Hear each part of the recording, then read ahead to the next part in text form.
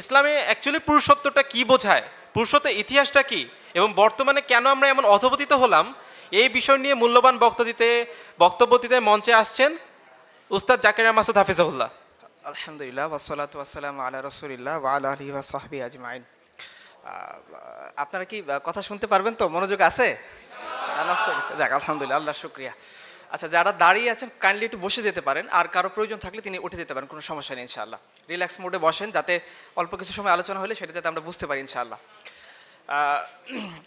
ভাই একটা কথা বলছেন, আপনারা মনে হয় শুনছেন কথাটা, যে আমরা এমন একটা সময়ে বাস করতেছি, একটা সময় আগেকার মানে আমাদের এই যে আমি সিনিয়র আমাদের বড় ভাই বা স্যারদেরকে দেখতে পাচ্ছি, আমাদের জেনারেশনে বা আমাদের দাদাদের বা বাবাদের জেনারেশনে আমরা দেখছি পুরুষরা তাদের পুরুষত্ব ধরে রাখার জন্য বিভিন্ন ধরনের জিনিসপত্র খাওয়া দাওয়া করতেন, তাই না? আপনারা দেখছেন যে শক্তিবর্ধক জিনিস বা ইত্যাদি অনেক কিছু তারা চাইতেন। ইভেন আপনি আরও আগে চলে যান রোমান এম্পায়ারের কাছে, পার্সিয়ান এম্পায়ারের কাছে, ওই প্রত্যেকটা রাজা বাদশার শত শত রক্ষিতা ছিল তাদের ওই কি বলে হেরেমের মধ্যে। তো তারা চেষ্টা করতো তাদের পুরুষত্ব যাতে লং টার্ম সময় ধরে থাকে, এই জন্য তারা বিভিন্ন ধরনের হেকিম কবিরাজ দিয়ে বিভিন্ন ধরনের নানা ধরনের দ্রব্যাদি উদ্ভাবন করতো এবং খাইতো। আপনারা যারা গ্রামে বড় হয়েছেন তারা একটা জিনিস খেয়াল করে দেখবেন যে গ্রামের বাজারে প্রত্যেকটা বাজারে একটা কমন বৈশিষ্ট্য আছে, এবং সেখানে কিছু মানুষ জটলা পাকায় থাকে। সেটা কি জানেন তো? আর জানেন সবাই? আচ্ছা, সবাই মনে হয় ওইখানে গেলে সবাই কনফিডেন্স হারায় ফেলে যে আমারও কি কোনো প্রবলেম আছে কি না। আচ্ছা, যাই হোক, তো এইটা একটা জেনারেশনের বৈশিষ্ট্য ছিল যে একজন পুরুষ মানুষ সে তার পুরুষত্ব নিয়ে চিন্তিত ছিল, যে কোনো দিক থেকে 100%-এর মধ্যে কোনো দিক থেকে কোনো কমতি আছে কিনা, এটা কীভাবে পূরণ করা যায়। এই জন্য ওই যে দেখবেন ট্রেনে বা ওই যে গ্রামের ওই বাজারের হকাররা কথার জালে এমনভাবে ফাঁসাবে, আপনি দাঁড়িয়ে থাকবেন যে না, আমি প্রথমে আপনি বলবেন যে আমি পণ করে দাঁড়াইছি, এর কাছ থেকে কিছু কিনবো না, কিন্তু 5 মিনিট কথা শোনার পরে মনে হবে নেই না একটা ফাইল, কি বাসে দেয় 20-30 টাকা দাম, মানে সে আপনাকে কথার জালে এমনভাবে ফাঁসাই দেবে যে আপনি যে ওভার কনফিডেন্স, তিনিও কনফিডেন্স হারাই ফেলবেন যে একটা ফাইল নেই, সমস্যা কি। আচ্ছা, তো একটা জেনারেশন এরকম ছিল যে যারা নিজেদের পুরুষত্বকে ধরে রাখার জন্য চিন্তিত বেশি ছিল।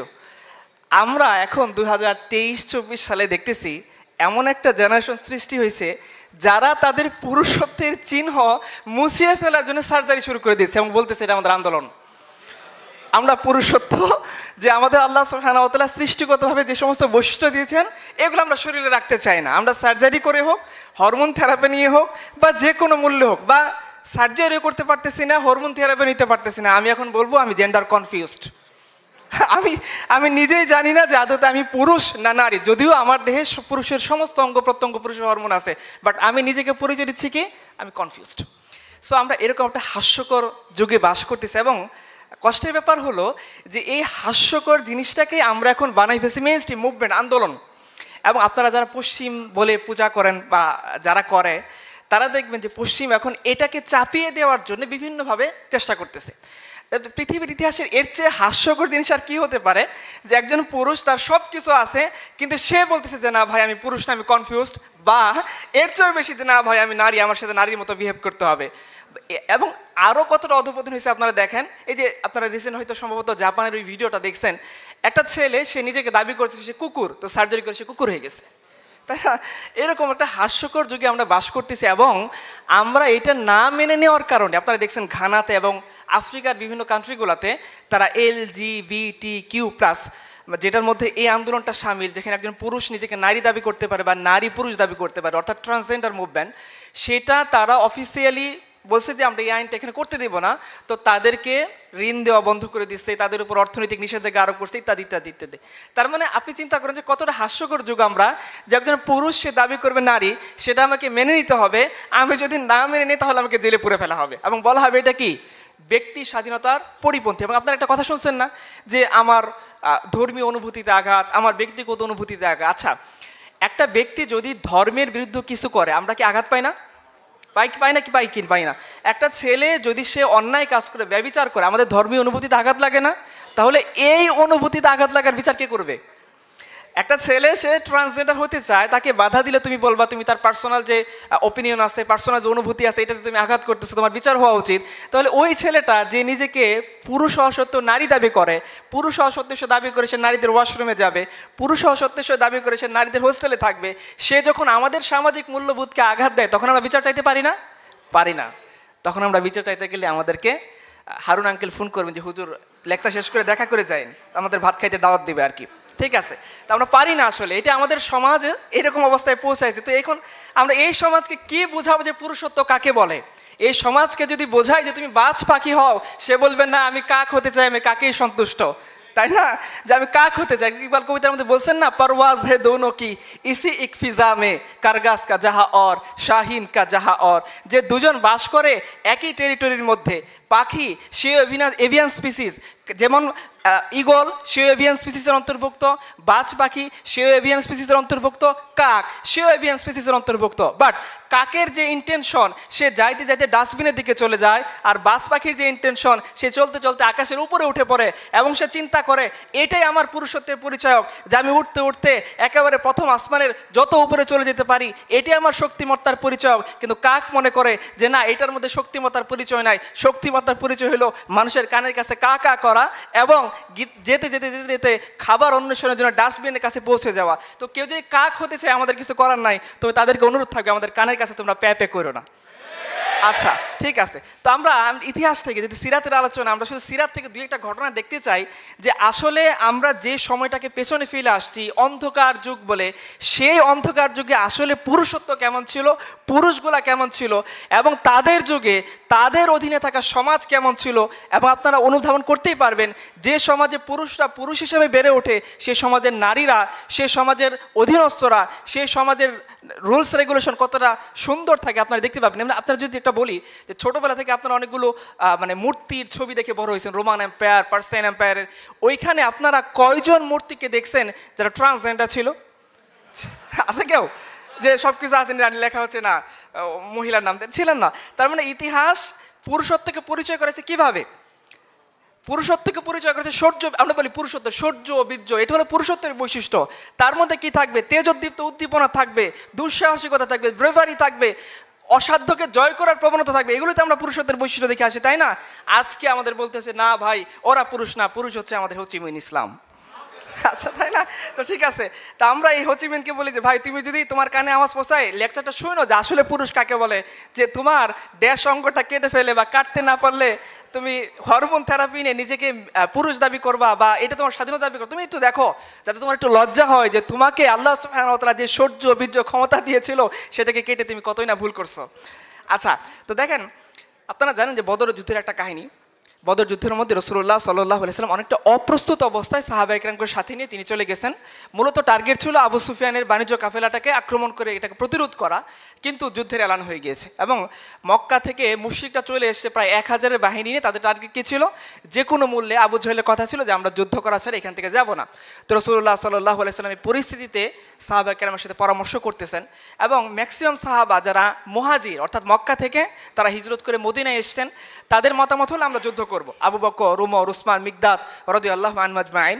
মিকদাদ রাদিয়াল্লাহু খুব স্পষ্ট বলেই ফেলছেন যে ইয়া রাসূলুল্লাহ আপনি আমাদেরকে নিয়ে সামনের দিকে আগ বাড়েন, যদি আমরা কখনোই মুসার কওমের মতো এইভাবে বলবো না যে আপনি এবং আপনার রব গিয়ে যুদ্ধ করেন আর আমরা এখানে পিছনে বসে আছি, এরকম কথা আমরা বলবো না, বরঞ্চ আমরা বলবো আপনি এবং আপনার রব যুদ্ধ করেন, আমরা সহায়ক হিসেবে আপনার সাথে আছি। তো রাসূলুল্লাহ সাল্লাল্লাহু আলাইহি ওয়াসাল্লাম এই কথা শোনার পর খুব খুশি হয়ে গেলেন এবং ওইখানে আব্দুল্লাহ ইবনে মাসউদ রাদিয়াল্লাহু আনহু তিনিও ছিলেন। তিনি বলতেছেন হাই এরকম একটা কথা যদি আমি বলতে পারতাম। দেখেন পুরুষত্ব কাকে বলে। আব্দুল্লাহ ইবনে মাসউদ তিনি তার পুরুষত্বের গায়রত জেগে উঠছে যে হাই এরকম একটা সাহসিকতাপূর্ণ কথা যদি আমরা বলতে পারতাম যে ইয়া রাসূলুল্লাহ আমরা এখানে 313 জন, ওইখানে 1000 জন, আমাদের হাতে তলোয়ার 8টা, আমাদের হাতে উট নাই, ঘোড়া নাই, 3 জন একটা উটের উপর সওয়ার হয়ে এসেছি, আমাদের কেউ কেউ ডাল নিয়ে আসেন উকাশ ইবনে মিহসান রাদিয়াল্লাহু আনহু, তারপরেও কতটা সাহসিকতাপূর্ণ কথা যে ইয়া রাসূলুল্লাহ এই 313 জন নিয়ে বা 310 জন নিয়ে আপনি এগিয়ে চলেন, আপনি যদি বলেন যুদ্ধ করতে হবে আপনি এবং আপনার রব তো যুদ্ধ করবেনই, আমরাও আপনার সহায়ক হিসেবে পাশে থাকবো, মুসার কওমের মতো কাপুরুষতা করে বলবো না যে এবং আপনি এবং আপনার রব গিয়ে যুদ্ধ করেন আমরা পেছনে পড়ে আসি। তো রাসূলুল্লাহ সাল্লাল্লাহু আলাইহি ওয়াসাল্লাম তিনি বললেন যে না তোমরা তো মুহাজির সাহাবী, তোমাদের সংখ্যায় তোমরা কম, আনসারীদের সংখ্যা বেশি। তো তিনি মূলত আবার বলতেছিলেন সাহাবীরা তোমরা পরামর্শ দাও। তো আনসারীদের সাহাবী সাদ ইবনে মুআজ রাদিয়াল্লাহু আনহু ইনি এমন সাহাবী যার মৃত্যুর পর আল্লাহর আরশ কেঁপে উঠছিল। তো তিনি বলতেছেন ইয়া রাসূলুল্লাহ আপনি কি আমাদের মতামত জানতে চান? বলছে হ্যাঁ তোমরা আমাকে মতামত দাও। সাদ ইবনে মুআজ রাদিয়াল্লাহু আনহু, হচিমিন ইসলামরা শুনে রাখো পুরুষত্বের বৈশিষ্ট্য কাকে বলে, পুরুষ কাকে বলে, পুরুষের হিস্টোরিক্যাল স্পিচ কেমন হতে পারে। নিয়ে নাও সিরাতের কিতাব থেকে উদাহরণ। তিনি বলতেছেন, ইয়া রাসূলুল্লাহ, আপনি আমাদেরকে নিয়ে এগিয়ে চলেন। যদি বলেন যে সামনে বিশাল সমুদ্র আসবে, দরিয়া আসবে, ঝাঁপ দিতে হবে, আল্লাহর কসম করে বলতেছি ইয়া রাসূলুল্লাহ, আপনার নির্দেশ পাওয়ার সাথে সাথে আমরা সেই সমুদ্রের মধ্যে ঝাঁপায়ে পড়বো।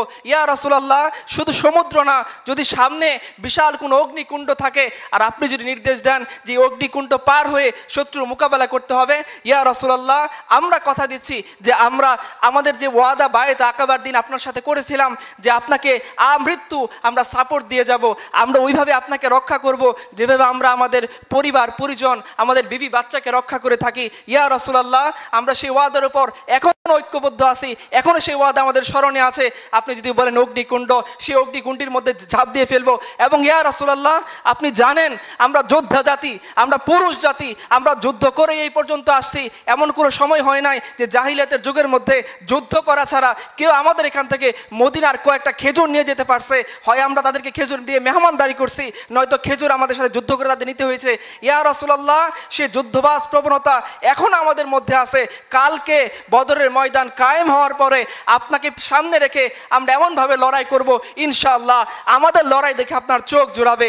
ইতিহাস দেখে নেন পুরুষত্বের কথাগুলা কেমন হতে পারে, পুরুষত্বের বৈশিষ্ট্য কেমন হতে পারে। পুরুষ এমন না যে যুদ্ধ থেকে পিছন থেকে পিছ ফেরে চলে যাবে। পুরুষ এমন না যে নিজের কাছ থেকে পুরুষত্বের পোশাক খুলে ফেলে মেয়েদের জামা পরার জন্য প্যান্ট প্যারা নিয়ে আন্দোলন শুরু করবে। পুরুষ এরকম না যে আল্লাহ সুবহানাহু ওয়া তাআলা তার মধ্যে যে শৌর্য বীর্য যে দুঃসাহসিকতা দিয়েছেন সেটাকে সে ছুঁড়ে ফেলে সে মেয়েদের মতো আঁচলে মুখ লুকিয়ে কাঁদবে। পুরুষত্ব এরকম না। চলেন আর একটু সামনে যাই। বদরের ময়দানে যুদ্ধ হচ্ছেন। আমাদের আপনারা জানেন সাহাবীদের মধ্যে অনেক বড় একজন ধনী সাহাবী ছিলেন আব্দুর রহমান ইবনে আউফ রাদিয়াল্লাহু আনহুম। উনি যুদ্ধ করতেছেন উঁচু ঘোড়ায় চড়া, তার পাশে দুইটা বাচ্চা আসছেন, তার দুজনের নাম হচ্ছে মাজ এবং মুয়াজ। দুইজনকে বাচ্চাকে দেখে তিনি বলতেছিলেন, হাই যুদ্ধের এই কঠিন মুহূর্ত, সামনে দুঃসাহসিক বাহিনী, আমাদের রসুল তার আক্রমণ করতেছে, আমরা লড়াই করতেছি। এই মুহূর্তে আমার সাথে যদি দুইজন বাচ্চা না হয়ে দুইজন ম্যাচিউর কেউ হইতো, যুদ্ধবাজ কেউ হইতো, তাহলে আমি খুব সহজেই এই দুইজনকে সাথে নিয়ে আবু জেহেলের উপর আক্রমণ চালাইতাম। দেখেন এই পিচ্চি বাচ্চা 15-16 বছরের বয়স, মাজ এবং মুয়াজ পুরুষত্বের বৈশিষ্ট্য এই পিচ্চি বাচ্চাদের কাছ থেকে ইতিহাস শিখে নেক। তারা বলতেছেন, হে চাচা যান, হে আঙ্কেল, আবু জেহেল কোথায়? তো আব্দুর রহমান ইবনে আউফ খুব ভয় পেয়ে গেছেন, চমকপ্রদ হয়ে গেছেন। বলছে, বাবারা তোমরা আবু জেহেলকে দিয়ে কী করবা? বলছে, হে আমাদের চাচা, আমরা শুনেছি যে আল্লাহ রাসূল সাল্লাল্লাহু আলাইহি সাল্লামকে কষ্ট দেওয়ার ক্ষেত্রে আবু জেহেল ছিল সবচেয়ে বেশি অগ্রগামী। আজকে এই দুই ভাই মিলে আমরা শপথ করে আসছি, হয় দুনিয়াতে আবু জেহেল থাকবে নয়তো আমরা থাকবো। যখন এই কথা সে শুনছে তখন সে বলতেছে, বাবা ওই যে দেখো আবু জেহেল, সে উঁচু ঘোড়ার উপরে চড়া, তাকে কেন্দ্র করে অনেকগুলো বড় বডিগার্ডরা আছে, তাকে নিরাপত্তা দিচ্ছে। ওই যে আবু জেহেল। আব্দুর রহমান ইবনে আউফ ইতিহাসের কিতাব খুলে দেখেন, খুলেন বিদায় বা নিহায়া, সিরাত ইবনে হিশাম, যে কোনো কিতাবের মধ্যেই নবী সাল্লাল্লাহু আলাইহি ওয়াসাল্লামের জীবনী পড়তে গেলে এই ঘটনা আপনাকে অবশ্যই পড়তে হবে। তো উনি বলতেছেন, আমি এই কথা বর্ণনা করছি মাত্র, আমি দেখলাম এই দুটা বাচ্চা যাদের বয়স 14 থেকে 15, এরা দৌড়ে বাজ পাখির মতো চলে গেল আবু জেহেলের কাছে। শত্রুর সারি ভেদ করে একজন গিয়ে আবু জেহেলের ঘোড়ার পায়ে আঘাত করলো, আরেকজন গিয়ে আবু জেহেলের শরীরে আঘাত করলো। ওদের একজনের মধ্যে আবু জেহেলের বডিগার্ড এসে একজনের হাত কেটে ফেলছে, এক হাত ঝুলন্ত অবস্থায় সে যুদ্ধ করতে পারতেছে না। তো সে ওই মুহূর্তে নিজের হাতকে পা দিয়ে টেনে ছিঁড়ে ওই আবু জেহেলের পর্যন্ত মরণপণ সে লড়াই চালিয়ে গেল।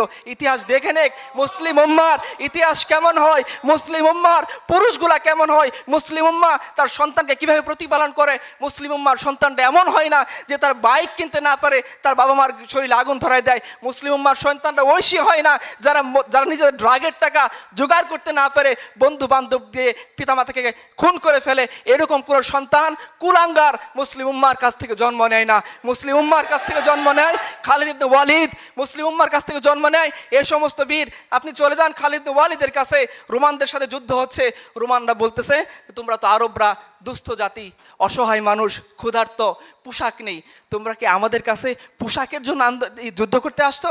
যদি চাও তো ভালো ভালো ড্রেস বানাই দিব, সুন্দর সুন্দর জুব্বা, ওই যে লাক্সারিয়াস কালারফুল ড্রেস বানাই দিব, নিয়ে চলে যাবা।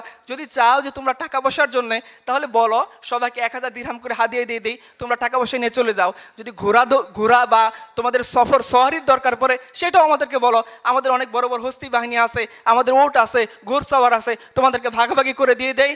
তখন এই ইতিহাসের শ্রেষ্ঠ সন্তান খালিদ ইবনে ওয়ালিদ রাদিয়াল্লাহু আনহু তিনি বলতেছিলেন, আরে বেটা, আমরা না তোমার কাছে টাকার জন্য আসছি, না অর্থের জন্য আসছি, না পোশাকের জন্য আসছি। যদি পোশাকের জন্য আসতাম তো তুমি কি আমাদের নবীদের সিরাত পড়নি? জাইশুল খাবাতের যুদ্ধে আমাদের নবীজি যখন আমাদেরকে বলেছেন শত্রু মোকাবেলার জন্য বেরিয়ে পড়তে হবে, আমাদের খালি পা ছিল, পায়ের মধ্যে জুতা ছিল না। ইতিহাস কি তুমি পড়ে দেখোনি? আমরা সেই যুদ্ধের মধ্যে রওনা দিয়েছি, শেষ মুহূর্তে পাতা খেয়েছি, তবুও আমরা নবীজির সঙ্গ ছাড়িনি। তুমি কি সেই যুদ্ধের কথা শোনো নেই যে রাসূলুল্লাহ সাল্লাল্লাহু আলাইহি সাল্লাম আমাদেরকে ডাক দিয়েছিলেন, আমাদের পোশাক ছিল না, পায়ের মধ্যে জুতা ছিল না, আমরা খালি পায়ে রওনা দিয়েছি। ইতিহাস বলতেছে সেই খালি পায়ে রওনা দেওয়ার কারণে, মাইল পর মাইল সফর করার কারণে আমাদের পায়ের নখগুলা খুলে গেছে, তবুও আমরা বলিনি ইয়া রাসূলুল্লাহ আপনি চলে যান, এই সমস্ত যুদ্ধবাজি, এই সমস্ত জীবন মরণ লড়াই আমাদের দ্বারা হবে না, আমরা তেমন কথা বলিনি। আবু তালহা রাদিয়াল্লাহু আনহু তিনি রাসূলুল্লাহ সাল্লাল্লাহু আলাইহি সাল্লামের কাছে এসে বলতেছেন, ইয়া রাসূলুল্লাহ আমি আমার পেটটা দেখেন, অনেক দিন থেকে ক্ষুধার্ত, পেটে খাবার নাই, আমি আপনার কাছে আসছি।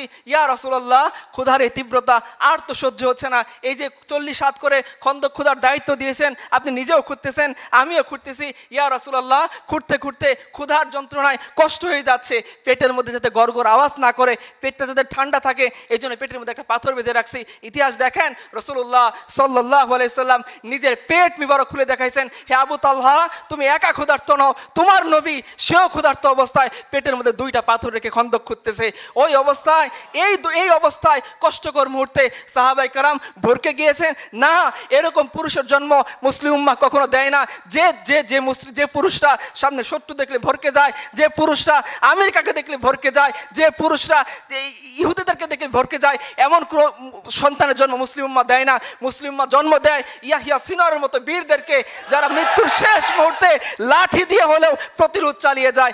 এরকম বীর সন্তানদের জন্ম মুসলিম উম্মাহ দিয়ে যায়। মুসলিম উম্মাহ জন্ম দেয় পাহাড়ি মুল্লাদেরকে, যারা পরাশক্তিকে নাকানি চুবানি খেতে বাধ্য করে এবং বলে যে তোমাদের ড্রোন হোক, তোমাদের পরাশক্তির যত অস্ত্র হোক, মনে রেখো সে সমস্ত অস্ত্র, সে সমস্ত ড্রোন, সে সমস্ত মিসাইল সবগুলো রহমান আরশের নিচে চলে, আমরা তোমাদেরকে পুরোয়া করি না। আমরা আজানের শুরুতে বলি আল্লাহু আকবার, আমরা ইকামতের শুরুতে বলি আল্লাহু আকবার, আমরা নামাজের শুরুতে বলি আল্লাহু আকবার, আমরা তোমাদেরকে সুপার পাওয়ার মানি না। মুসলিম উম্মাহ এরকম সন্তানের জন্ম দেয়। আপনি চলে যান আবু তালহার সেই ঘটনার কাছে, ওই অবস্থায় শীত, খাদ্য নেই, ক্ষুধার্ত অবস্থা, শরীরে ভালো পোশাক নেই, কারো কারো পেটের মধ্যে পাথর বাঁধা, ওই অবস্থায় তারা কবিতা পড়তেছেন। যে কি কবিতা পড়তেছেন? নাহতুল্লাযী বায়াউ মুহাম্মাদা আলাল জিহাদি মা বাকিন আবাদা, যে পৃথিবী শুনে রাখো মুহাম্মদ সাল্লাল্লাহু আলাইহি ওয়াসাল্লাম এমন একদল পুরুষকে তৈরি করেছেন ক্ষুধার্ত অবস্থায়, রুগ্ন অবস্থায়, জীর্ণ শীর্ণ অবস্থায়, শুকনো খটমটে রুটি খাদ্যরত অবস্থায় এই মুসলিম উম্মাহ ওয়াদা করতেছেন যে আমরা রাসূলুল্লাহ সাল্লাল্লাহু আলাইহি ওয়াসাল্লামের কাছে যেভাবে কমিটেড হয়েছি, বায়াতবদ্ধ হয়েছি, আজীবন আমৃত্যু আমরা সেই বায়াতকে রক্ষা করে চলবো। আরে ভাই, স্টেজের মধ্যে দাঁড়িয়ে রং জমকালো লাইটের মধ্যে দাঁড়িয়ে সুন্দর পাগড়ি বেঁধে নাশিদ গাওয়া এক জিনিস, সামনে শত্রুকে নিয়ে ক্ষুধার্ত অবস্থায়, পেটের মধ্যে পাথর বাঁধা অবস্থায় নাশিদ গাওয়া আর অনেক জিনিস সাহাবায়ে কেরাম সেইটা বাস্তবায়ন করে দেখাইছিলেন। একজন কবি বলেছেন, এ দিন কি কাম বহুত হি আলা খতর কি হে মগর वो तो कर चुके थी जो करनी है बशर की है, যে এই দিনের কাজ খুবই কঠিন জিনিস, পুরুষত্বের কাজ, কিন্তু মনে রেখো সাহাবায়ে কেরাম সেই পুরুষত্ব বাস্তবায়ন করে দেখিয়েছিলেন যেটা তাদের করার দরকার ছিল। আপনি চলে যান যায়েদ ইবনে দাসিনার কাছে রাদিয়াল্লাহু আনহু, শত্রুরা তাকে বন্দী করে নিয়ে গিয়েছেন, তাকে প্রস্তাব দিচ্ছেন, হে যায়েদ ইবনে দাসিনা, তোমার এই অবস্থানে যদি আমরা রাসূলুল্লাহ সাল্লাল্লাহু আলাইহি সাল্লামকে এনে হত্যা করি, তুমি কি সেটা সহ্য করবা?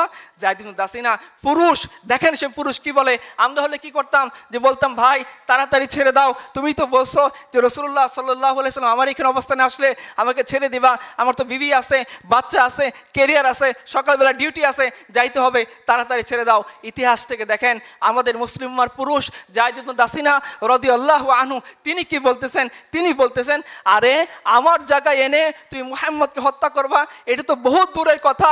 মুহাম্মদ সাল্লাল্লাহু আলাইহি সাল্লামের দেহে একটা কাঁটা বিদ্ধ হবে আর আমি যায়েদ ইবনে দাসিনা জীবিত থাকবে, এটাই তো হইতে পারে না। তাকে শুলিতে চড়াই দেওয়া হইলো। দেখেন আপনারা ব্রেভারি খুঁজেন, সাহসিকতা খুঁজেন, আপনারা খুঁজেন একটা হিরোইক ডেথ, একটা সুন্দর মৃত্যু। দেখেন সে সুন্দর মৃত্যুটা কিভাবে হয়। তাকে যখন শুলিতে চড়িয়ে দেওয়া হলো, ওই অবস্থায় তিনি কি করতেছেন, বাবা গো মা গো বলে ভয় পেয়ে যাচ্ছেন, আমি এটা করব না বলে দিনের দাওয়াত ছেড়ে দিচ্ছেন, তার সাহসিকতাকে ছেড়ে দিচ্ছেন, হোচিমিনদের মতো নিজের পুরুষত্বকে বিসর্জন দিয়ে দিচ্ছেন। না না না, ইতিহাসে কথা বলে না। যায়েদ ইবনে দাসিনা ওইখানে দাঁড়িয়েও তিনি কি করতেছেন, তিনি সেই কথাটাই বলতেছেন যে আমরা রাসূলুল্লাহ সাল্লাল্লাহু আলাইহি ওয়াসাল্লামের কাছে যে বায়াত দিয়েছিলাম সে আমৃত্যু আমরা কি করব। ولست بالحين أقتل مسلما على أي جنب كان لله مصرعي وذلك في ذات الإله يشاء ويبارك على أوصال شلق ممزع। দেখেন কতটা ব্রেভ সাহসিকতা থাকলে পরে একটা মানুষ মারা যাচ্ছে, তাকে শরীরের উপর চলে দেওয়া হচ্ছে, আর তিনি হাস্যোজ্জ্বল মুখে কবিতা পড়তেছেন যে ও শত্রুরা শুনে রাখো, তুমি আমাকে এমন অবস্থায় মৃত্যু দিতে পারো নাই যে আমি রাসূলুল্লাহ সাল্লাল্লাহু আলাইহি ওয়াসাল্লামের কাছে যে বায়াত দিয়েছিলাম, ইমানের যে মৌলিক দাবি স্বীকার করেছিলাম সেটাকে আমি অস্বীকার করেছি। পৃথিবী দেখে নাও যে ওয়াদা আমি রাসূলুল্লাহ সাল্লাল্লাহু আলাইহি ওয়াসাল্লামকে কালিমা পড়ার সময় দিয়েছি, যে ওয়াদা আমি সার্বভৌম আল্লাহকে কালিমা পড়ার সময় দিয়েছি, আমি তো সেই ওয়াদার বাস্তবায়ন করতে করতে দুনিয়া থেকে চলে যাচ্ছি। আমার কিসের ভয়? যে কবি খুব সুন্দর করে বলেছেন মুসলিমার ইতিহাস বর্ণনা করতে গিয়ে যে না মুँह छुपा के जिए ना सर झुका के जिए, सितमगरों की नजर से नजर मिला के जिए, अब एक रात अगर कम जिए तो इसमें हैरत क्यों, यही तो बहुत है कि हम शम्मा जला के जिए। আমরা মুখ লুকিয়েও বাঁচি নাই, আমরা মাথা নত করে বাঁচি নাই, মুখ উঁচু করে দুশ্মনের চোখে চোখ রেখে বাঁচার চেষ্টা করেছি। হয়তো হইতে পারে আমি একদিন কম বাঁচবো, তাতে কি বা আসা যায়, আমি মৃত্যুর শেষ দিন পর্যন্ত সত্যকে নিয়ে বেঁচেছি, এটাই পুরুষত্বের পরিচয়। আপনি চলে যান হারিস ইবনে মিলহান রাদিয়াল্লাহু আনহুর কাছে, তাকে দুশ্মনেরা বর্ষা নিক্ষেপ করে পেটকে এফুর ওফুর করে দিয়েছে। আমরা হলে কি করতাম, মৃত্যুর যন্ত্রণায় চিৎকার করতে থাকতাম, ভয় পেয়ে যেতাম, মনে হতো প্রিয় বিবির কথা, ছোট ছোট সন্তানগুলোর কথা, নিজের সংসারের কথা, ক্যারিয়ারের কথা, কালকের পর দিন পরশুদিনের বিশেষ পরীক্ষার কথা। না না, হারিস ইবনে মিলহান রাদিয়াল্লাহু আনহু এগুলো কিছুই স্মরণ করেনি। তিনি একজন পুরুষের মতো শত্রুর চোখে চোখ রেখে বলতেছিলেন ফুজ্জু রব্বিল কাবা, কাবার রবের শপথ আমি সফল হয়ে গিয়েছি। আমি যে মৃত্যু চাই সেই মৃত্যু তুমি আমাকে সহজ করে দিয়েছো। আমি এমন মৃত্যু চাই না যে মৃত্যু কোনো মানুষের গোলামি করতে করতে শেষ হয়ে যায়। আমি এমন মৃত্যু চাই না যে মৃত্যু কোনো হসপিটালের আইসিইউতে নাকে নল, চোখে নল, পিছন দিকে রাস্তায় নল, খাবারের রাস্তায় নল, হাতে পায়ে চতুর্দিকে অসংখ্য তার লাগানো, এরকম কোনো ডেথ মৃত্যু আমি চাই না। আমি যে মৃত্যুকে কামনা করতাম সেই মৃত্যু আল্লাহ সুবহানাহু ওয়া তাআলা তোমার মাধ্যমে আমাকে দিয়েছেন। এবং শুনে রাখো দুশ্মনেরা, এই মৃত্যুর মাধ্যমে আমি নাকাব হইনি, আমি সফলতার রাস্তা থেকে দূরে সরে যাইনি, বরঞ্চ তুমি সেই সফলতার রাস্তাকে আমার জন্য সহজ করে দিয়েছো। আপনি দেখেন সেই মৃত্যু, সেটাই সেই হিস্টোরিক্যাল পথ আমাদের জন্য বাতলে যাওয়া, আমাদের পূর্ববর্তী সেই পথ যে পথকে আমরা ভুলে গিয়েছি। এই জন্য একবার খুব সুন্দর করে বলেছিলেন এ গাজী এ তেরা পুরস্কার বন্দে जिन्हें तूने बख्शा है ज़ौक़े खुदाई, दोने में इनके ठोकर से सहरा व दरिया, सिमट कर पहाड़ इनके हाइबत से राई, दो आलम से करती है बेगाना दिल को अजब चीज़ है लज्जत आशनाई, शहादत है मतलूब व मकसूद मोमिन, न माले गनीमत न किशवार कुशाई। পৃথিবীকে তারা সাহাবে কেরাম দেখিয়ে দিয়েছেন না মালের জন্যে, না দৌলতের জন্যে, না সম্পদের জন্য আমরা লড়াই করেছি। না না, মাল দৌলত তো আমাদের এসেছে কিসরা এবং কায়সারের সম্পদ, ওমর রাদিয়াল্লাহু তাআলার জামানায় মদিনাতে এসে মুসলমানরা সে সম্পদ, কিসরার ব্রেসলেট, কায়সারের সম্পদ তারা পা দিয়ে মারিয়েছেন, এটাকে তারা আপন করে নিতে চাননি। যদি চাইতেন তো অনেক আগেই তারা পারতেন, কিন্তু এই ধরনের কোনো টেন্ডেন্সি তাদের মধ্যে ছিল না। গনিমত আল্লাহ যুদ্ধ করলেই দিয়ে দিবেন, গনিমত তাদের চাওয়ার মূল জিনিস ছিল না। জিনিস কি ছিল? একটাই জিনিস ছিল, সাহসিকতাপূর্ণ মৃত্যু। যে মৃত্যু এমন অবস্থায় তিনি মারা যাবেন যে আল্লাহ সুবহানাহু ওয়া তাআলা তার এই বান্দার এই কষ্ট দেখে, বান্দার কুরবানি দেখে তিনি রহমতের দৃষ্টি নিয়ে বান্দার দিকে তাকিয়েছেন, আর বান্দা আল্লাহর রহমতের দিকে তাকিয়ে, আল্লাহর রহমতের চেহারার দিকে তাকিয়ে সে হাসতে হাসতে তার জীবনকে দিয়ে চলে যাচ্ছে। এই রকম সাহসিকতাপূর্ণ জীবন সাহাবায়ে কেরাম, এইরকম সাহসিকতাপূর্ণ জীবন আমাদেরকে রাসূলুল্লাহ সাল্লাল্লাহু আলাইহি সাল্লাম এবং তার সাহাবীরা দিয়ে গিয়েছেন। শেষ করে দিই কাছাকাছি, আপনারা জানেন হুনাইনের যুদ্ধের ঘটনা। যখন হুনাইনের যুদ্ধে 12,000-এর মোকাবেলায় সাহাবায়ে কেরামের সংখ্যা ছিল কম, তারা প্রথমের দিকে ভেবেছিলেন হয়তো আমরা শত্রুর মোকাবেলায় মার্চ করলে জয়ী হয়ে যাব, কিন্তু সেটা আর হয়নি। প্রাথমিকভাবে আল্লাহ সুবহানাহু ওয়া তাআলা তাদের এই সংখ্যার ভুল ধারণা ভাঙানোর জন্য প্রাথমিকভাবে বিশৃঙ্খলা সৃষ্টি হয়ে গিয়েছে। রাসূলুল্লাহ সাল্লাল্লাহু আলাইহি ওয়াসাল্লামের সাথে মাত্র 8 থেকে 10 জন সাহাবী তার বডিগার্ড হিসেবে আছেন, 12,000 সাহাবী বিশৃঙ্খল হয়ে গিয়েছেন, এদিক ওদিক ছুটে গিয়েছেন। এই মুহূর্তে রাসূলুল্লাহ সাল্লাল্লাহু আলাইহি ওয়াসাল্লাম যে পুরুষত্বের দৃষ্টান্ত দেখিয়েছেন, ইতিহাসে আপনি আর এরকম কোথাও খুঁজে পাবেন না। তিনি তার গাধা দুলদুল, যেটা স্পিড ছিল কম, তিনি দুশমনের দিকে হাঁকিয়ে যাচ্ছিলেন আর বলতেছিলেন, আনা নবিউল্লাহ কাযিব আনা আব্দুল মুত্তালিব, শুনে রাখো দুশমনেরা, তোমরা আমাকে আক্রমণ করার জন্য আসতেছো, আমি সত্য নবী, মিথ্যা নবী নই, আমি ময়দান থেকে পালিয়ে যাব এরকম কোনো নবী নই, মনে রেখো আমি আব্দুল মুত্তালিবের বেটা। তো ইমাম ইবনে কাসির রাহমাতুল্লাহি আলাইহি রাসূলুল্লাহ সাল্লাল্লাহু আলাইহি সাল্লামের এই ঘটনা বিশ্লেষণ করতে গিয়ে বলতেছেন যে আল্লাহ রাসূল কতটা সাহসী ছিলেন, এই ঘটনার দিকে নজর দেন। ইবনে কাসির বলতেছেন, নজর দেন এইভাবে, শত্রু 20,000 তার সামনে দিক থেকে এগিয়ে আসতেছে, তাদের কাছে তীর, ধনুক, বল্লম, আধুনিক প্রশিক্ষিত সৈন্য সব কিছুই আছে। রাসূলুল্লাহ সাল্লাল্লাহু আলাইহি সাল্লাম সেই সংখ্যার দিকে না তাকিয়ে, সেই অস্ত্রের দিকে না তাকিয়ে, সেই বর্ষার দিকে না তাকিয়ে তিনি সামনের দিকে এগিয়ে যাচ্ছেন, সাহাবায়ে কেরামকে আহ্বান করতেছেন, এবং সেই এগিয়ে যাওয়া দৃষ্টান্ত হিসেবে তিনি তার যে গাধা দুলদুলকে সেটাকে তিনি হাঁকাচ্ছেন এবং দুশমনের দিকে চলে যাচ্ছেন। এবং ওই সংকটপূর্ণ মুহূর্তে রাসূলুল্লাহ সাল্লাল্লাহু আলাইহি সাল্লাম জীবনে ছন্দবদ্ধ কথা খুব কমই ব্যবহার করছেন, কিন্তু ওই সংকটপূর্ণ মুহূর্তে রাসূলুল্লাহ সাল্লাল্লাহু আলাইহি সাল্লাম তার রবের ক্ষমতার দিকে তাকিয়ে এতটা দুঃসাহসী ছিলেন যে ওই মুহূর্তে তিনি মুখ দিয়ে কবিতা পড়তেছিলেন। কি পড়তেছিলেন? আনা নবিউল্লাহ কাযিব আনা আব্দুল মুত্তালিব, যে শুনে রাখো আমি কোনো ভণ্ড নবী নই, আমি সত্য নবী, আমার রব আমাকে ওয়াদা করেছেন যতক্ষণ পর্যন্ত এই দিন জমিনের বুকে গালেব না হবে, জাজিরাতুল আরবে আমি আমার শত্রুর উপর জয়ী না হব, ততক্ষণ পর্যন্ত আমি মারা যাব না, ততক্ষণ পর্যন্ত আমার রব আমাকে নিহত করবেন না, দুনিয়া থেকে নিয়ে যাবেন না। কাজে তোমরা যতই আক্রমণ করো, যতভাবেই এগিয়ে আসো, আমি এই সমস্ত কিছুকে ভয় পাই না। এবং সাহাবায়ে কেরামকে নির্দেশ দিচ্ছেন, ও আমার সাহাবীরা, তোমরা আমাকে কেন্দ্র করে লড়াই করো, যুদ্ধ করো, ইনশাআল্লাহ আল্লাহ তোমাদেরকে বিজয়ী দিবেন। সাহাবায়ে কেরামের সেই হিস্ট্রি আপনারা জানেন যে তারপরে সাহাবায়ে কেরামের বিজয়ী আসেন। শেষ করে দিচ্ছি আরেকটা ঘটনা বলে, আব্দুল্লাহ ইবনে ওমর রাদিয়াল্লাহু আনহু মুতার যুদ্ধে শরীক ছিলেন। মুতার যুদ্ধে 3 জন সেনাপতি প্রথম রাসূলুল্লাহ সাল্লাল্লাহু আলাইহি ওয়াসাল্লাম নিযুক্ত করেছেন, তার মধ্যে ছিলেন জাফর ইবনে আবু তালিব, রাসূলুল্লাহ সাল্লাল্লাহু আলাইহি ওয়াসাল্লামের চাচাতো ভাই, কলিজার টুকরা। আপনারা জানেন জাফর ইবনে আবু তালিব যখন তিনি হাবশা থেকে ফিরে আসলেন মদিনায়, তো রাসূলুল্লাহ সাল্লাল্লাহু আলাইহি ওয়াসাল্লাম বলতেছিলেন যে এই জাফরের ফিরে আসা না যুদ্ধ জয়, আমি জানি না আমি কোনটার কারণে বেশি খুশি। এত বেশি তিনি রাসূলুল্লাহ সাল্লাল্লাহু আলাইহি ওয়াসাল্লাম তাকে ভালোবাসতেন, কাছের মানুষ ছিলেন, চাচাতো ভাই ছিলেন, ছোটবেলা থেকে রাসূলুল্লাহ সাল্লাল্লাহু আলাইহি ওয়াসাল্লামের পাশে বড় হয়েছিলেন।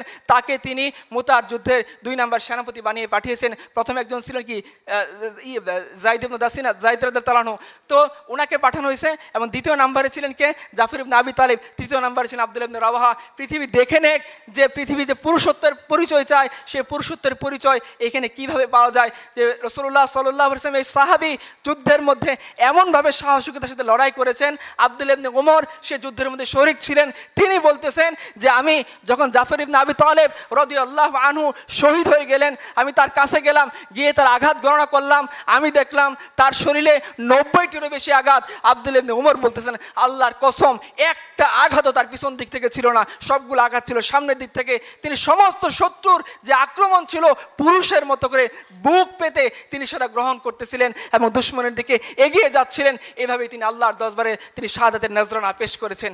এটাই হলো পুরুষত্বের পরিচয়। পুরুষত্ব এটা না যে হরমোন নিয়ে যে সার্জারি করে নিজের কাছ থেকে পুরুষত্বের সমস্ত সিমটমগুলো মুছে ফেলতে চায়। পুরুষত্ব এরকম না। ওই ছেলেকে পুরুষ বলে না যে ছেলে একটা মেয়ের মেসেঞ্জারে রিপ্লাই না পাওয়ার জন্যে বালিশের মধ্যে ডুকরে ডুকরে কাঁদে, তাকে পুরুষ বলে না। ওই ছেলেকে পুরুষ বলে না যে ছেলে বিশেষ না হইলে পরে গলায় দড়ি দেওয়ার জন্য চিন্তা করে, ওই ছেলেকে পুরুষ বলে না। ওই ছেলেকে পুরুষ বলে না যে জওয়ানির মধ্যে জওয়ানি মিটানোর জন্য রাস্তা রাস্তায় দাঁড়িয়ে মেয়েদের সাথে ইফটিজিং করে, ওকে পুরুষ বলে না। আর বেটা তুমি যদি পুরুষ হও 4টা বিয়ে করো, মজমাস্তি করো বউয়ের সাথে, কবিতা লেখো বউয়ের সাথে, পারলে দায়িত্ব নাও, নিয়ে দেখাও তোমার পুরুষত্বের পরিচয় কতখানি। পারলে দিনের দায়িত্ব নাও, নিয়ে দেখাও তোমার পুরুষত্বের পরিচয় কতখানি। পারলে উম্মার দায়িত্ব নাও, খালিদ ইবনে ওয়ালিদ হও, আমরা তোমার ইমামতি মেনে নিব, দেখি তোমার পুরুষত্বের দায়িত্ব কতখানি। আর যদি না হয় তাহলে তোমার এই পুরুষত্বের প্যান পানি বন্ধ করো। ইতিহাস তোমাকে মনে রাখবে না, ইতিহাস মনে রাখবে খালিদ ইবনে ওয়ালিদকে, ইতিহাস মনে রাখবে জাফর ইবনে আবু তালিবকে, ইতিহাস মনে রাখবে আবু বকর উমরকে, যে উমর পারস্যের সামনে দাঁড়িয়ে চোখে চোখ রেখে কথা বলেছিলেন। ইতিহাস মনে রাখবে রিবি ইবনে আমরকে, যিনি রুস্তমের সামনে দাঁড়িয়ে বলেছিলেন যে রাসূলুল্লাহ সাল্লাল্লাহু আলাইহি সাল্লাম তিনটা অপশন আমাদের সামনে দিয়েছেন, হয় ইসলাম কবুল করো, শান্তিতে থাকবা, রুস্তম বলছে পারবো না, তাহলে অপশন 2 তুমি আমাদেরকে জিজিয়া দিবা, আমাদের অধীন হয়ে যাবা। রুস্তম বলছে পারবো না, তো অপশন নাম্বার 3 তলোয়ার সমাধান করবে তোমার আর আমার মধ্যে, হয় তুমি জীবিত থাকবা না আমি জীবিত থাকবো। যদি এরকম হয় দেখি কে জো বাইডেনের সামনে দাঁড়িয়ে এরকম সাহসিকতাপূর্ণ উক্তি করতে পারেন, তবেই আপনারা বললেন যে আপনাদের উম্মারা পুরুষ। আমরা আমাদের উম্মার কথা বলতেছি, যারা জো বাইডেনের চেয়েও ক্ষমতাশীল দাপটশালী সভ্যতার সামনে দাঁড়িয়ে বলেছিলেন তলোয়ার তোমার এবং আমার মধ্যে সমাধান করবে। যদি এরকম না হয় তাহলে তোমরা অন্য কোনো পুরুষের উদাহরণ আমাদের কাছে এনো না। আমাদের কাছে হোসিমিন পুরুষ না, অমুক তমুক পুরুষ না, আমাদের কাছে পুরুষ হচ্ছেন রাসূলুল্লাহ সাল্লাল্লাহু আলাইহি ওয়াসাল্লাম, আমাদের কাছে পুরুষ হচ্ছেন তার চাচাতো ভাই জাফর ইবনে আবি তালিব, আমাদের কাছে পুরুষ হচ্ছেন আব্দুল্লাহ ইবনে ওমর, আমাদের কাছে পুরুষ হচ্ছেন যায়েদ ইবনে দাসিনা রাদিয়াল্লাহু আনহুম, যারা মৃত্যুর মুখে হাসতে হাসতে নিজের জীবনকে দিয়ে যেতে পারেন শুধুমাত্র এক আল্লাহর জন্য, উম্মতের জন্য, দ্বীনের জন্য, এবং যারা নারীদের দায়িত্ব নিতে পারেন, যারা সমাজের দায়িত্ব নিতে পারেন, যারা অর্ধ পৃথিবীর বাদশা হয়ে ভিখারির মতো ফকিরের মতো জীবনযাপন করতে পারেন, আমরা এদেরকে পুরুষ মনে করি। আমরা তোমাদের আনা উদাহরণকে কখনোই পুরুষ মনে করি না। ওয়া আখিরু দাওয়ানা আলহামদুলিল্লাহি রাব্বিল আলামিন।